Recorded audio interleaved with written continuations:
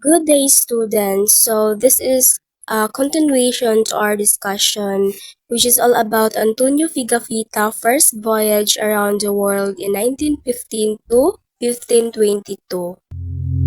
April 8, 1521, Magellan and the chiefs and kings of Cebu gathered on the open square and agreed to have a blood pact. So, blood pact means sandugo. So, Oni siya ang traditional ritual na nag-show as friendship, peace, and trust between two groups. So, it means that si Magellan and the Cebu leaders ni agreed to be allies and respect each other. Sabi ito yung grupo. So, ni-agree sila nga magsandugo sila the sign of respect and peace. April 14, 1521, important events in Cebu. So, 800 more souls were baptized, including the king that was named King Carlos. And after nun, her wife was also baptized and named Reina Juana. So, iyang wife is named Reina Juana. So, kani siya is, nag-show ni siya sa leaders of Cebu nga to accept the Christianity. And daghan kaayo mga tao na follow sa iyang mga example. Magellan ordered the baptized citizens to destroy their anitos and change it into a cross. So, anitos were idols or objects used in the native Filipino beliefs before Christianity. So, mo kini ang kanang belief sa mga tao sa wala pa ang katong Christianity. So, mo ni ang anitos. And then, si Magellan instructs sa ilahat na ilahang i-replace ang anitos with a cross. So, this symbolized the change from traditional beliefs to the Christian faith and showed how Spanish religion was being introduced and enforced. Magellan gave Reina Juana a statue, the statue of Senior Santo Niño, Child Jesus. So, kana siya mag-kept kay importante siya kaayo na tungod kay nag-represent na siya sa ato ang Christian faith. And today, this is one of the most important religious and symbols in the Philippines, especially in Cebu. So, ginasaunog jud nato ang Senior Santo Niño sa Cebu, no? Muna siya yung pinaka-importante sa atuan. It represent being a Christianity, the faith, and the love. This shows that Magellan was not only spreading religion, but also getting involved in local politics and conflicts. So, in two groups, na-adjoy ka ng conflicts nga nahitabo nga within the two groups is na-adjoy ni disagree. So, this promises later, nag-lead siya og Battle of Mactan, where Magellan was defeated and killed by Lapu-Lapu forces. So, Magellan promised to Raho Mabon what it really means. So, sa man to iyahang ipasabot katong promise siya. So, when Magellan promised Raho Mabon that he would fight his rivals, especially Lapu-Lapu of Mactan, kay kato siya nag-show to siya nga si Magellan was doing more than spreading Christianity. So, nag-spread siya og daghang Christianity. And dili lang kay involved siya sa politics but also spreading more Christianity. So, the first mass in the Philippines. So, as you can see in the picture kay naay cross. So, kung sa una ilahang gituan is anito. So, karon kay na-change na siya into cross. So, image of Senior Santo Niño de Jesus given to the wife of Raho Mabon. So, kaning girl nga naa sa Senior Santo Niño, mao na si Queen Juana or Reina Juana. So, siya ang kanang tagaan sa maong devoto. So, siyang tagaan sa Senior Santo Niño, the child of Jesus. So, pag April 27, 1521, Magellan sent a message to Lapu-Lapu that if they acknowledge the King of Spain, the King Carlos or King Carlos, si King Carlos is siya na si Raho Mabon, and give them a tribute.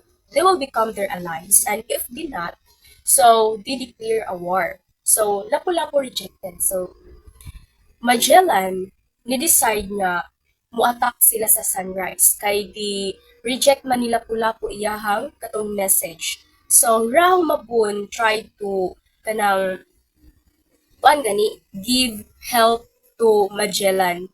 Pero si Magellan kay iyang gidecline ang tabang ni Raha Humapon. Na which is, katong nga tabang is para to sa iyang kaayuhan bitaw na para daghan ang kanang mo protect sa iya ba. Para dili siya ma-defeated.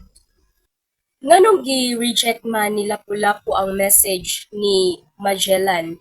Kay it's because dili man gud gusto si Lapu-Lapu nga tanang makontrol bitaw ta sa mga foreign kay once man gud makontrol ta sa mga foreign kay murag possible na something nga kanang ma-align na kita sa kanang culture nila. So mao tong tungod kay gi-decline man ni Lapu-Lapu, so si Magellan is kanang ni-war yun siya. But nanagito sa utok ni Magellan nga what if i-decline ni kanang Lapu-Lapu ang iyahang message, so possible iya gyud i-declare og war. So kay gi-decline man gyud ni Lapu-Lapu, so mao tong nahitabo nga kanang iya yung gibuhat nga by and sunrise ilaha yung sulngon ang kampo ni Lapu-Lapu, which is ang Mactan. So dito jud sila nag-war. And then you know nga kanang di ba si Rahu Mabun kay ning kuan man to ning send man to og help kang Magellan. So kay di decline man ni Magellan, so mao tong kanang wala na-postpone ang katong tabang ni Rahu Mabun.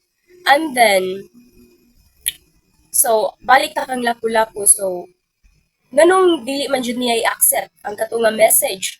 So tungod kay kaya man niyang i-defend iyahang mga tao, no, kaya niyang protektahan because ni believe man siya nga kanang Filipino is kanang gusto niya nga mahimo bitawng independence, no, and then iyahang i-depend ang mga tao pinaagi niya, so siya ang mo defend. So mao tong iyahang gi-decline ang message ni Magellan. Kay dili siya gusto nga kanang kuan gani naay mo leader nga or kita mahimutang foreign or mo align sa mga foreign. So mao tong iyahang gi-decline. So pag hibaw ni Magellan, so mao to ning send dayon si Rahu Mabun og mga tao niya para mo help kang Magellan para sa ilahang war ni Lapu-Lapu. So mao to nga naa dito nga kanang kuan si Rahu Mabun kay ning send og help kang Magellan. Kay it's because si Rahu Mabun kay ning allies man kang Magellan. So in April 28, 1521, from their galleon, 49 Spaniards soldiers walk from the water because the ship cannot go to the seaside. So, ang mga 49 ka Spaniard kay naglakaw na lang paingon sa kanang water kay ilahang ship dili man makatugkad sa kanang tubig kay it's because kuan man mabawra. So, Lapu-Lapu's force consists of 3 groups of men estimated to be around 1,500 soldiers around them that was shaped in a triangular manner. So, screaming as they attacked Magellan's forces. So, ang mga soldiers ni kanang kuan Lapu-Lapu kay nag-form na og triangular. So, i-scream nila, so katong scream nila kay moto ang katong scream nila nga mu-attack na sila kang Magellan. So asa pa ana 1,500 ka mga soldiers. So nga nag-surround sa kanang kang Magellan. So di ba so ilahan di atangan di ay si Magellan, no? So nagkapusting na sila, nag-form na sila og triangular, no? So, consists of 3 groups and then estimated to be around 1,500. So asa ka ana tulo pagid ka grupo nga estimate og 1,500 ka mga tao, 500 yun, nag-form sila og triangular. So, extreme nila so pasabot ato kay na nailahang kontra. So, they scream to attack Magellan's forces. April 28, 1521, the Spain soldiers were overwhelmed by the massive numbers of stones, muds, and spears that was thrown to them. So, daghan kaayo mga tao si Lapu-Lapu. And then, hagisan sila og bato, lapok ug mga bangkaw. And then, lisod na sila pagliho kay mabaw naman ang dagat, and then bugat na sa ilahang mga armas. So, tungod ato, na-overwhelmed ang mga Kastila. Magellan was hit by a peasant arrow until his crew to retreat. 6 to 8 men stay beside Magellan to fight. So, naigo si Magellan.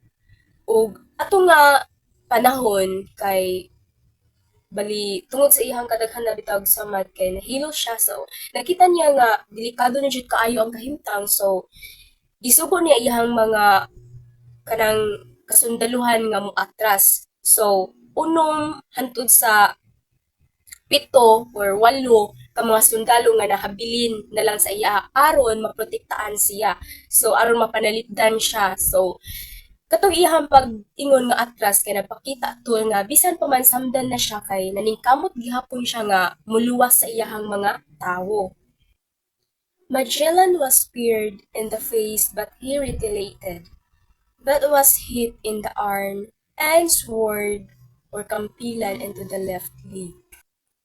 So, bisan pa man nga daghan kayo siya samad, pero padayon gihapon si Magellan sa pakig-away. And then iyahang nang natusok na, and then iyahang bukton na igo na. So, ug sa katapusan kay giwaan na gid siya sa iyahang batiis gamit ang espada or kampilan. So, tungod sa daghan kaayo niyang samad, kay napalibutan man siya sa mga kaaway kay napatay gid nila si Magellan, no? Then, gawas pa nga, nahilo siya sa iyang mga samad kay daghan kaayo. So, and then, di ba, if daghan kay samad, so, na-weak na siya. So, ipalibutan din siya sa iyang mga kontra. So, motong that time kay namatay gid si Magellan. So, using the interpreter of Magellan, Enrique Rahumapon invited the Spain soldiers into the fest while being accompanied by ladies.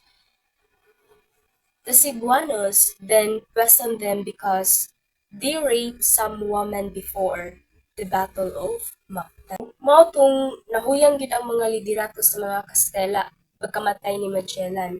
So si Raho Mabun nga kaalyado sa Kastila kaniadto, so nag-usab iyang una-una. Pinaagi sa pag-interpreter niya kang Magellan na si Enrique. So giimbitar ni Humabon ang mga Kastilang sundalo sa usa ka fiesta nga giubanan sa mga babae. So mao to pagkahibaw ni Rahumabon nga mao day na gibuhat ni Magellan sa wala pa ang war. So giimbitar din ang mga katong sundalo. So ato sa fiesta gihiluan ang mga Kastilang sundalo ug daghan kaayong mga namatay. The survivors left, with only men left to row 2 ships.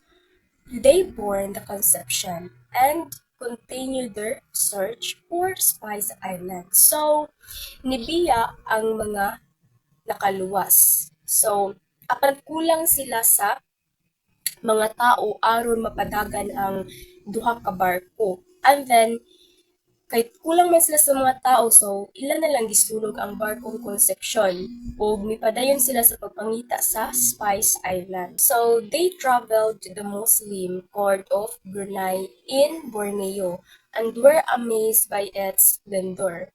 So mibiyahe sila padulong sa Muslim court sa Brunei, sa Borneo, ug nahibulong sila sa katahom ug kadato ug kaanindot sa maong kaharian. With the help of local guides and more than 2 years from Spain, they reached their destination, the Sprays or Maluku Islands. So, pinaagi sa tabang sa mga lokal nga nigiya sa ilaha, mga kapin sa duha ka tuig nga pagbiyahe nila gikan sa Spain. So, nakaabot gid sila sa ilahang tuyo nga destinasyon. So, mao ang Space Island o Maluku Island. They traded everything they had for all the gloves their two ships could carry. So, ilang di pa maligya ang tanan nilang dala aron makapalit og daghang gloves nga masud sa ilahang duha ka barko. But as they prepared to go back to Spain, the Trinidad sprung a leak and had to stay behind for repairs. So, kapag sa dihang andam na silang mubalik sa Spain, and then, ang barko nga Trinidad naguba o kanang naanay mga tubig ba nga ni sulod. So, nipugos la sa pagpabilin aron kanang ayuhon nila ang katong ilahang barko nga naguba nga which is nasudan na siya og tubig and then dili na siya mo function. So napabili na jacket sila dito para ilahang ayuhon ang ilahang barko. Its crew later tried to return to Spain across the Pacific, but most of men became sick or died. So, ang mga tripulante sa Trinidad misulay unta og mobalik sa Spain, moagis na sa Pacific Ocean apan sa kadaghanan sa mga tawo nila kay nagkasakit ug nangamatay. The survivors had to return to the Maluku Island. So, ang mga nakaluwas kay napugos pagbalik sa Maluku Island. And then, the Victoria and the Concepcion were captured by the Portuguese. So, ang mga barkong Victoria o Concepcion nadakpan sa mga Portuguese. The Victoria, the last and smallest ship of Magellan's fleet, sailed west for home, captained by Juan Sebastian Elcano. So, ang Victoria kay mao ang pinakahinay o pinakagamay nga barko. So, sa armada ni Magellan kay miwalik siya paingon sa kasadpan, so pabalik sa Spain. So, ubos sa pamuno ni Juan Sebastian Elcano. Crossing the India Ocean, it took 9 weeks of battling. Headwinds before they could round the Cape of Good Hope. So, sa ilang pagtabok sa Indian Ocean, so siyam sila kasimana nga nakigbisog batok sa kusog nga hangin, no? So, dili pa nila malabyan ang Cape of Good Hope. The men began to starve. Once more, 21 died before they found fresh provision at Cape Verde. So, ang mga tripulante kay ipanggutom na sila pamaayo when the travel sila, kay layo kay sila travelan. So, nakuhaan sila 21 ka mga tao tungod kay namatay sa kagutom. So, dili pa sila makaangkon pud og mga kanang fresh nga pagkaon kay naman sila sa Cape of Verde. So, ang mga pagkaon dito kay siguro mga baho man ana. So, dili gid sila makaangkon og fresh nga food. So, ang uban sila is nangamatay. On the 18th of September 1523, almost exactly 3 years after their departure, the famished, exhausted crew of the Victoria cast anchor and Seville, Spain. So, niadtong September 8, 1522, so hapit siya na eksakto sa tulo ka tuig human sila mibiyahe sa kagutom ug kakapoy sa mga tripulante sa Victoria. So, nakaabot gid sila dito sa ilahang gipadulngan sa Seville, Spain. So, Antonio Pigafetta served on board the chiefs of Knights of Rhodes at the beginning of the 16th century. So, si Antonio Pigafetta di ay kay nag-serve siya on board ships sa mga Knights of Rhodes at the beginning of 16th century. accompanied Monsignor Kirikati to Spain in 1519. So niuban siya kang Monsignor Kirikati padulong sa Spain ni adtong 1519. Accompanied Ferdinand Magellan together with Juan Sebastian Elcano and the famous expedition to Moluccas, which began in August 1519 and ended in September 1522. So, niuban siya kang Ferdinand Magellan ug Juan Sebastian Elcano sa bantugang ekspedisyon padulong sa Moluccas nga nagsugod ni adtong Agosto 1519 ug natapos ni adtong September 1520. Upon arrival in Europe, Pigafetta presented copies of his account to several high personage.